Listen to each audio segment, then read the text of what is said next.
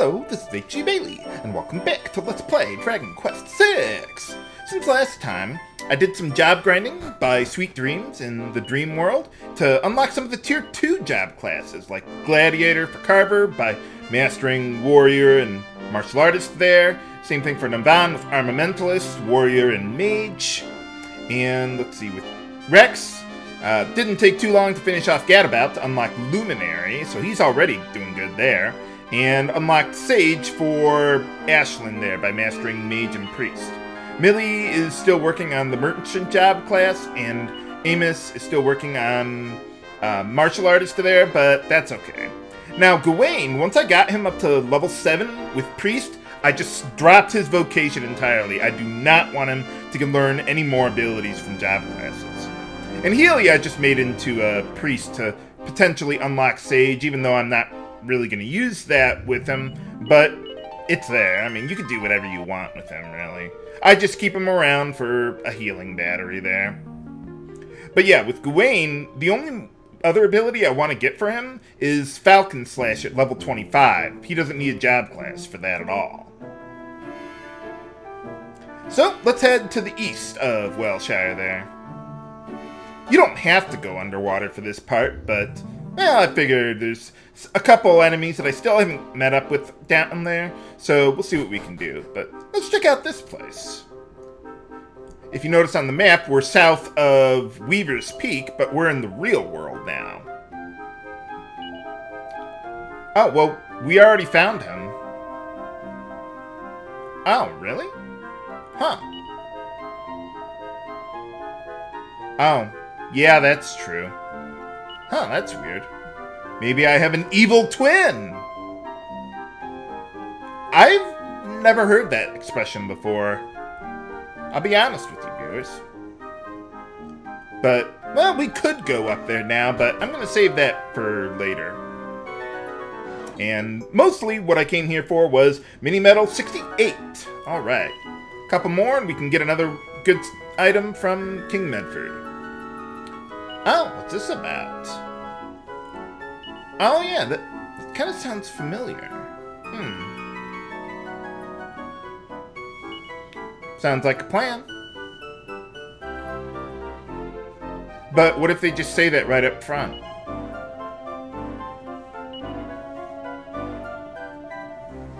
Well, they do that at Somnia, kind of. Oh, well, yeah, they don't let us haggle there. Not a fan of haggling in RPGs, I'll be honest with you, viewers.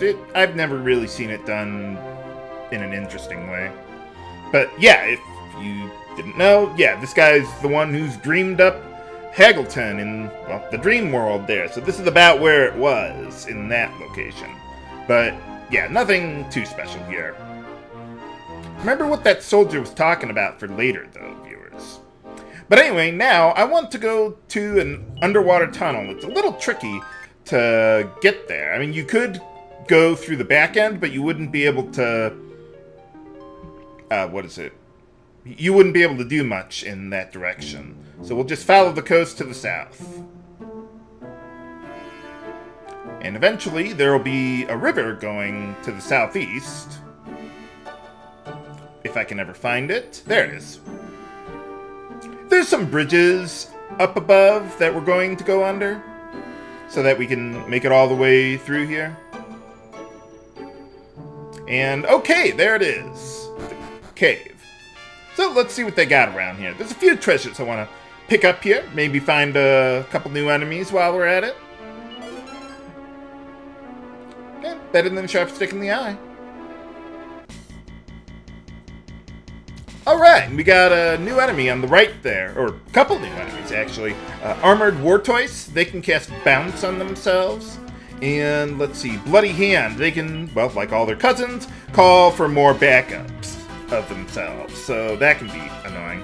Now since we have multiple groups of enemies, what I want to do here is use Boom and Lightning that Rex learned as a Luminary, which hits... Well, Lightning is basically the same thing as Boom, except it's free, and it deals just a little less damage. Now, the way multifists work it's the final ability you learn from Martial Artist, and you'll deal up to 4 hits to a random enemy. But I like using that with Carver because when you're fighting a large groups of enemies, it'll allow him to split up his damage among them. So it's a pretty good ability to use when you're meeting up with multiple groups of enemies at once. Because otherwise, Carver doesn't really have much that can help with that. But anyway, let's see. I think I want to port here. Yeah, and then we'll go up top there. And find another new enemy, Grackles. These guys pretty much just use physical attacks, and that's pretty much all there is to it. So you could use Fuddle, like I'm going to use Fuddle Dance here. You could also use Snooze if you want to, but Fuddle will get the job done, and then I'll just finish... Oh, wait, no, I don't want to use Crackle. Let's use Sizzle. There we go. Yeah, you learn Sizzle upon mastering the Mage job class. But yeah, these guys are actually pretty strong against ice, so you don't want to use Crackle on them. Crackle you learn at, like, what, level 6 Mage, I think? Something like that. I wouldn't worry about it, though. Crackle is still pretty good. It's more cost-effective, in my opinion. But, well, Sizzle deals a lot of damage. 100 to all enemies. Well, all enemies in a group, that is. And those Grackles have like 200 HP at most. Now, we could have docked our ship up top there, but I didn't want to do that because I wanted to go this way. Yeah, there's nothing else up top there, so that's why I made a longer walk to get all the way up there. But, yeah, we met the guy. A little late for that, I guess, but okay. What happens if I say no? Where is he? Oh, yeah, we already been there. Man, I'm getting into random battles one step after I'm talking to someone. Or opening a treasure chest or something. But anyway, let's see. Last treasure around here. Power Shield. Oh, by the way, that mini medal was number 69. So we're done there. Let's, okay, we can't evac. Let's leave the old-fashioned way then. But if you remember, well, actually, I don't think I showed it off earlier. But if you remember, there was a well that I told you way at the beginning of the game, practically. Well, now we're back in Insomnia. But yeah, I mean, I told you not to go down that well because I had some really tough enemies. These are the ones that I was worried about. But anyway, now I want to go back to Wellshire, and I want to check out the western half of the continent now that we can get our ship to the, well, just about any of the water in the world, really. Maybe I can find one of those enemies that I still haven't met up with yet. Well, we'll see. And I want to try and fill in a little bit of my map on the south side of the continent there. There we go. Now we're looking for a tunnel. There it is. A secret passage to get to the center of the continent. Kind of reminds me of Final Fantasy VII a little bit. But anyway, let's see who lives here. Well, they got flowers and everything. Well, let's see what they do here. And one of the things I don't like about this place is that you can't zoom here. So anytime you want to come back, you have to go all the way through the tunnel again. Chateau de Sass, huh? Oh, okay, let's take a look around. By the way, one thing you should... Well, I did it in the previous episode, but if you haven't already, you want to make sure you've upgraded your equipment at the Fashion Forge, the stuff that I did last time. Seymour! Oh, okay. But yeah, it's a good idea to have already upgraded your equipment before you came here, so you don't fall victim to fashion. Because your style stat is going to finally have a use here. And to my knowledge, it's the only use it really has in the game. Let's see. Oh, wow, that's a big slime. Oh, well, I've got some good equipment. No, you're a slime. You can't even wear anything. Ah. Oh, okay, never mind then. Screw you. Remember him for later, though, viewers. We'll be coming back to him. And this is another side quest, the Best Dressed Contest, where you basically put your style stat against a few other contestants, and if your style stat is high enough, you win a prize. And one unfortunate thing is that in order to beat the game, you have to have done 3 levels of the best dressed contest in order to get one of the items from there, and they don't quite tell you about it. So, yeah, it's kind of a bastard move. But there's mini medal number 70. All right, we'll get another item from King Medford coming up.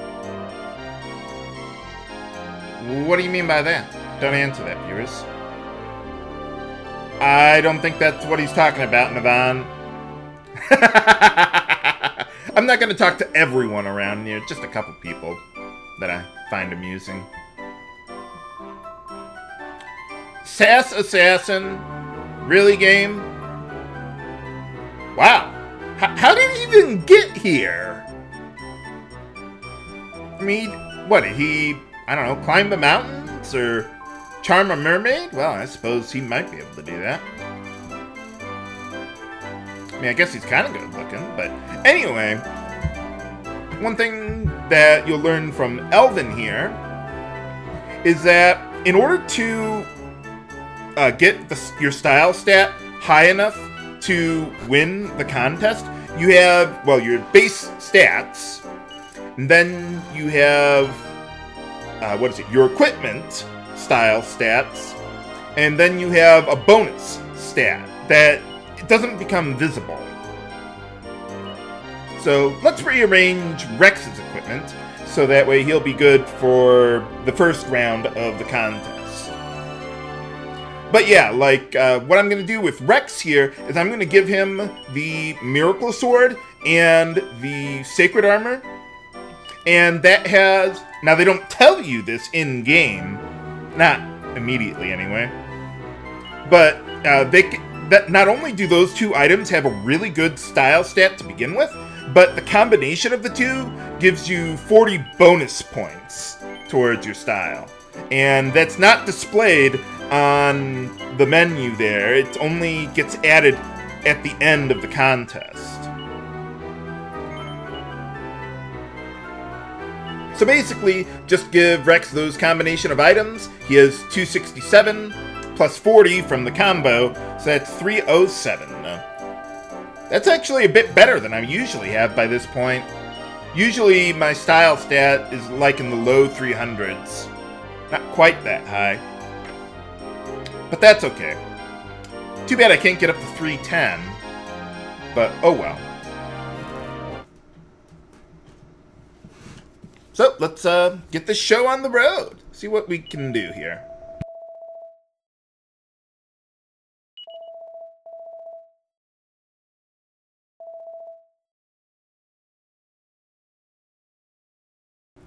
Okay, so this first contest, you can enter anyone you want, whether male, female, monsters, whatever. Some rounds later on will be more restrictive on who can enter the contest, whether it be only men or only ladies or just monsters.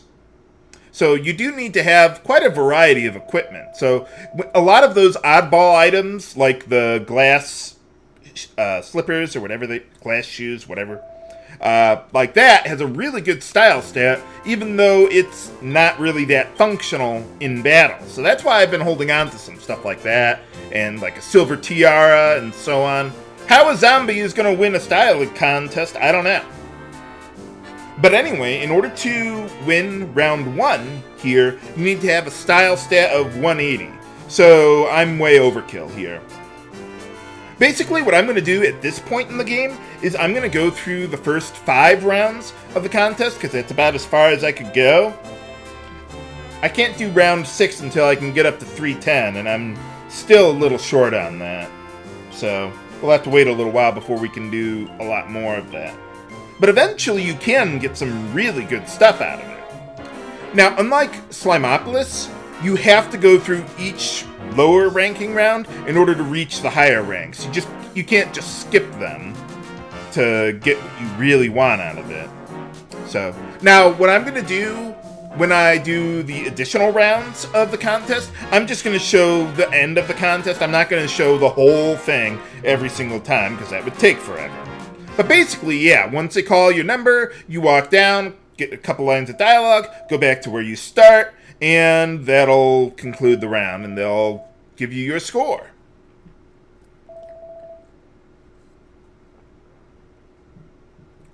And basically, really, it only depends on your style stat.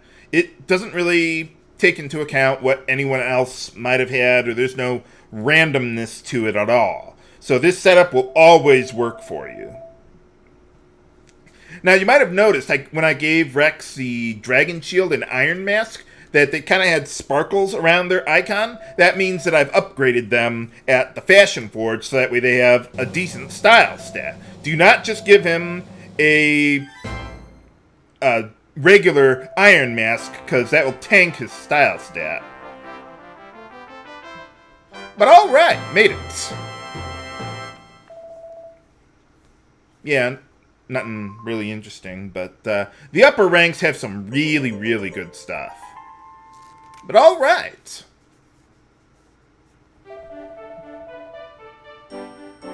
Well, I guess so. Now let's see. Now Elvin here should say something about the bonus points. Yeah, there it is. So, yeah, that's how you're supposed to know, but it's really opaque there, so oh well. But where can we find Grakos' lair so we can make him go out of fashion? Find out next time on Let's Play Dragon Quest VI. This is HC Bailey, signing off. Have a good day.